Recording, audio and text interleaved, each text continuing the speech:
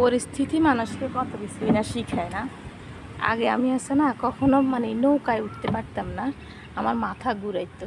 আর এখন গত বছর বন্যা, এবছর বন্যা, মানে এখন আমাকে নৌকা চালানোটাই শিখাই দিল আর কি, কথা বুঝছি না। এখন নৌকা চালাই আমাদের এই যে এই অল্প একটু জায়গার জন্য আমরা পুরা বিপদে পড়ে গেছি। এইখান থেকে আমি দেখাই, এই অতটুকু জায়গা, এই যে এই পোল, এটা পর্যন্ত আমাদের মানে পানি, পোলের উপরে পানি উঠে না। আর না হলে এই পর্যন্ত অল্প একটু জায়গা পানি উঠে যাওয়ার কারণে আমরা ইয়ে করা লাগে, বোটটা দিয়ে এখন চলাচল করা লাগে আর কি। তো ওই জন্যই বলতেছি আর কি, পরিস্থিতি মানুষকে আসলে অনেক কিছুই শিখায়।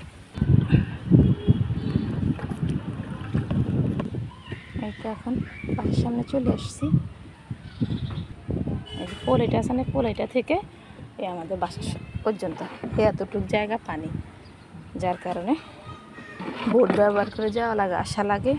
এখন মাথা ঘুরানিটাও মানে বন্যাও তো একটা উপকার হয়েছে, মাথা ঘুরানিটাও কমে গেছে। নাহলে আমার যে মাথা ঘুরাইতো নৌকায় উঠলে, আমি জীবনে নৌকায় উঠতে পারতাম না। এখন নৌকা চালাইতেও পারি, এই যে বোট এটা এখন চালাই আসছি। তো যাই হোক, সবাই ভালো থাকবেন, আল্লাহ হাফিজ।